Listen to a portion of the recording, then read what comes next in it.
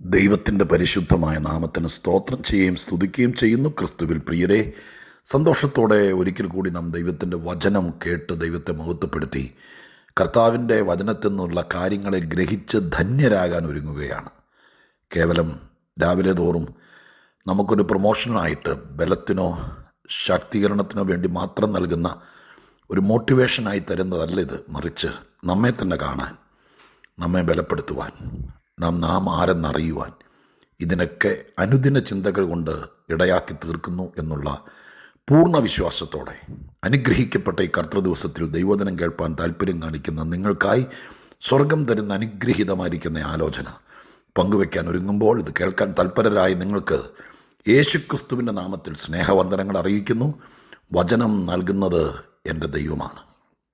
ആ ദൈവത്തിന് സകല മഹത്വവും പുകഴ്ചയും ഈ ദൂതുകൾ കേട്ടിട്ട് ആരെങ്കിലും ഒരാൾ എൻ്റെ ദൈവമേ എന്ന് വിളിച്ചാൽ, ഒരു സ്തോത്രം പറഞ്ഞാൽ, അതിൻ്റെ സകല പുകഴ്ചയും സർവശക്തനായ ദൈവത്തിന് തന്നെ എന്നുള്ള ഉറപ്പോടെ ആ ദൈവത്തെ വാഴ്ത്തി സ്തുതിച്ചുകൊണ്ട് ഇന്നത്തെ ചിന്തയ്ക്ക് ആധാരമായിരിക്കുന്ന വേദവാക്യം സങ്കീർത്തനത്തിൽ നിന്ന് നിങ്ങളെ പറഞ്ഞു കേൾപ്പിക്കാൻ ആഗ്രഹിക്കുന്നു. അതിനാധാരമായി 118 സങ്കീർത്തനത്തിൻ്റെ 18 വാക്യം ഞാൻ നിങ്ങളെ വായിച്ചു കേൾപ്പിക്കാം.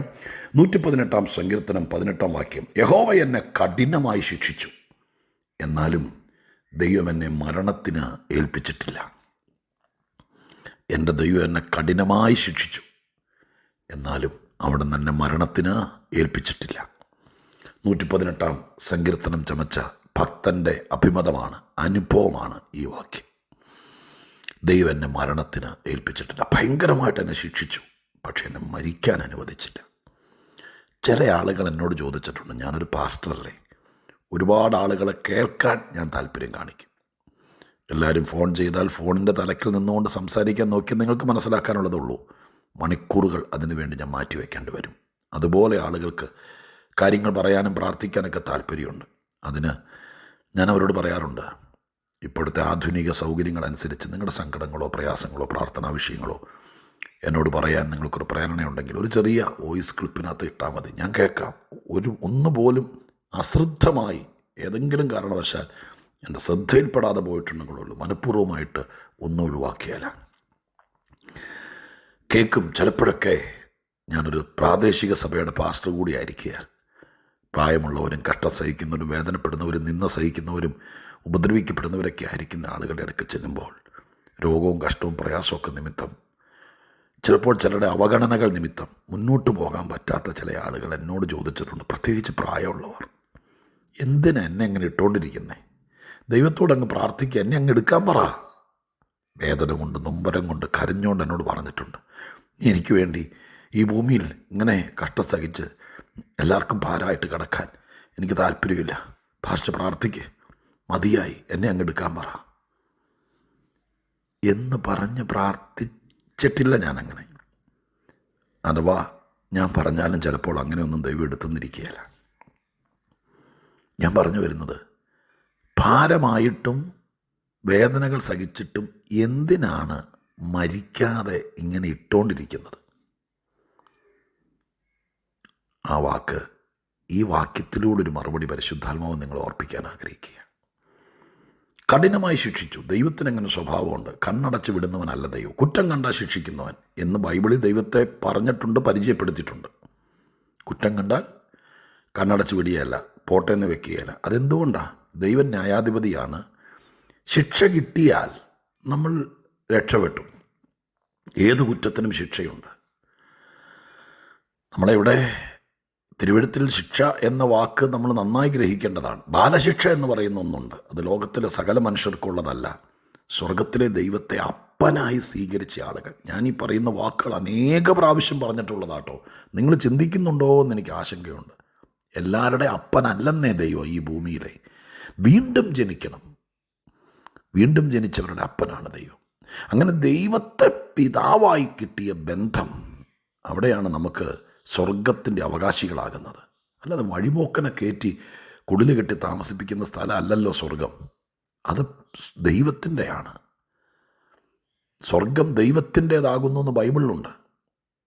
ആ സ്വർഗത്തിലെ ദൈവം സ്വർഗം നമുക്ക് അവകാശമായി തരണമെങ്കിൽ അവകാശിയാകണം. അവകാശിയാകാനുള്ള വഴി വീട്ടുവേലക്കാരനായിട്ട് നിൽക്കുകയല്ല. 12 കൊല്ലം ജോലി ചെയ്താൽ അവകാശം കൊടുത്ത് വിടണം. 12 കൊല്ലം വാടകയ്ക്ക് താമസിച്ചാൽ ഇറങ്ങിക്കൊടുത്തില്ലെങ്കിലും എന്തൊക്കെയോ അവകാശമുണ്ട്. അങ്ങനത്തെ പുറമ്പോക്കിൽ കിടത്തുകയോ 10 കൊല്ലം സ്വോത്രം പറഞ്ഞതിൻ്റെ പേരിൽ സ്വർഗത്തിൽ കയറ്റുകയോ ചെയ്യുകയല്ല. ആ അപ്പൻ്റെ മോനാകണം, അതാണ് അവകാശം. അത് ശ്രദ്ധിച്ചേക്കണം. ഈ ദൂതൊക്കെ കേട്ടിട്ട് അത് അവഗണിച്ചാൽ നിത്യത നഷ്ടപ്പെടും. അപ്പോൾ ദൈവത്തെ അപ്പനായി കിട്ടിയാൽ ആ അപ്പനായ ദൈവം മക്കളെ ബാലശിക്ഷ കഴിക്കും. അതെന്തിനാ? നന്നാവാനാ. ഇവിടത്തെ ഒരു മനുഷ്യൻ പറയുന്നു, എന്നെ ദൈവം കഠിനമായി, ചുമ്മാ വെറുതെ കണ്ണുരുട്ടി കാണിക്കുകയല്ല, ഈർക്കിലി കൊണ്ട് തല്ലുക, കഠിനമായി ശിക്ഷിച്ചു. എന്തിനാ ശിക്ഷിക്കുന്നത്? കുറ്റം ചെയ്തതുകൊണ്ടാണ്. ഇവിടെ ശിക്ഷ കിട്ടിയില്ലെങ്കിൽ നിത്യ ന്യായവിധിക്ക് ഹേതുവായി തീരേണ്ടി വരും.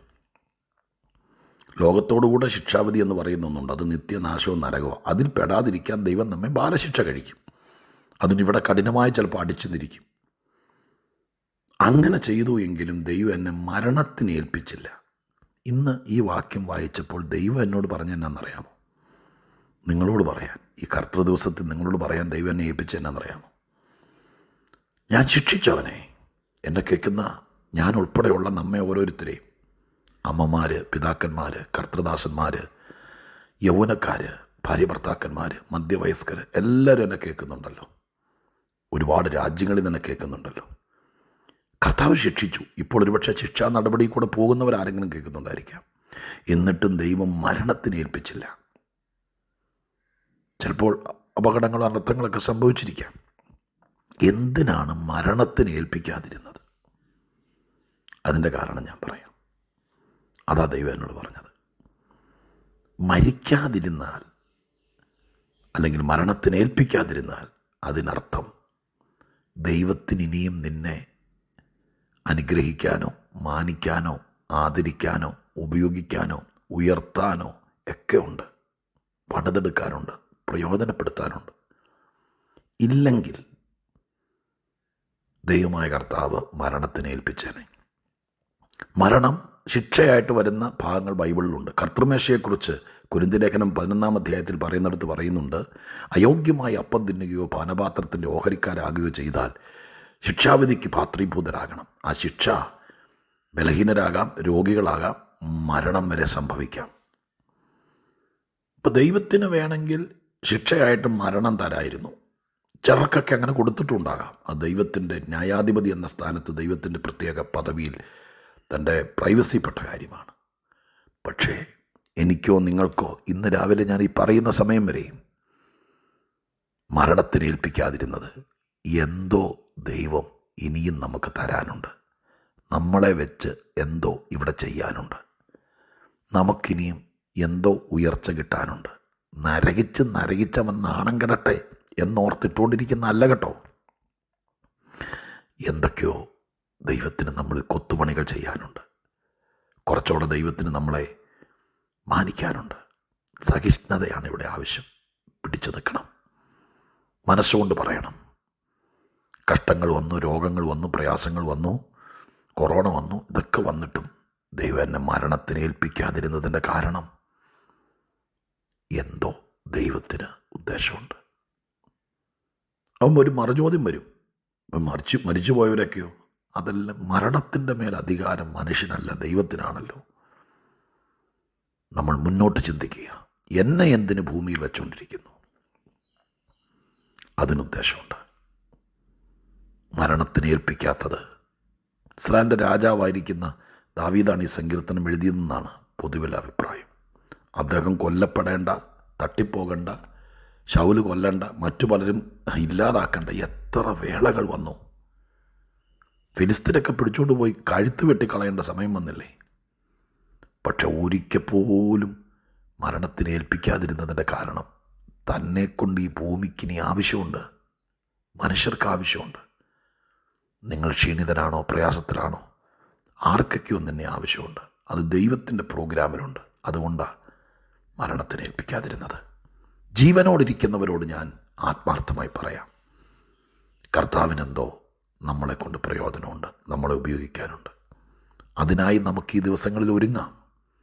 ഇന്ന് ഇത് കേട്ടിട്ട് പള്ളിയിൽ പോകുന്നവരും ആരാധനയ്ക്ക് പോകുന്നവരുണ്ടെങ്കിൽ ദൈവസന്നിധി പോയിരുന്ന് പ്രാർത്ഥിക്കണം. ഭൂമിയുടെ മുഖത്ത് വെച്ച് തീർന്നു പോകേണ്ട പല സന്ദർഭങ്ങളുണ്ടായിരുന്നു. അപകടങ്ങളുണ്ടായപ്പോൾ, രോഗങ്ങൾ വന്നപ്പോൾ എന്നെ ശേഷിപ്പിച്ചത് എന്തോ നന്മയ്ക്കാണ്. അത് തുറന്ന് എനിക്ക് തരണമേ എന്ന് പ്രാർത്ഥിക്കാം. ഇപ്പം ഞാനൊരു വാക്ക് പ്രാർത്ഥിക്കട്ടെ. പരിശുദ്ധ ദൈവമേ, ഞങ്ങളുടെ സ്വർഗീയ പിതാവേ,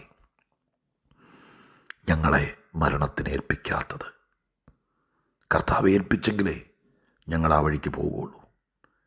ദൈവത്തിൻ്റെ മഹാകരുണയാണ്. ശിക്ഷകളുണ്ട്, പക്ഷെ മരണത്തിന് ഏൽപ്പിക്കാത്തത് എന്തൊക്കെയോ ഞങ്ങളെ ഇനിയും പ്രയോജനപ്പെടുത്താനുണ്ട്, എന്തൊക്കെയോ ഞങ്ങൾക്ക് തരാനുണ്ട്. ഈ ഭൂമിയിൽ വെച്ച് ഞങ്ങൾ നിമിത്തം എന്തൊക്കെയോ സംഭവിക്കാനുണ്ട്. നാഥ, അതിനായിട്ട് പ്രാർത്ഥിക്കുന്നു. ദൈവം അനുഗ്രഹിക്കണം. എന്തിനാ ഇങ്ങനെ ഇട്ടുകൊണ്ടിരിക്കുന്നേ എന്ന് ചോദിക്കുന്ന ആരെങ്കിലും ഉണ്ടെങ്കിൽ അവർക്ക് ഈ വാക്കുകൾ തൃപ്തിയാകട്ടെ. ഇത് കേട്ട് വിശ്വസിക്കുന്നവർക്ക് ഇന്നു മുതൽ ആ കഠിനമായ ശിക്ഷ മാറിപ്പോയിട്ട് ഒരു പ്രകാശം ഉദിക്കട്ടെ. അങ്ങനെ ദൈവം ചെയ്യണം. യേശുവിൻ നാമത്തിൽ തന്നെ.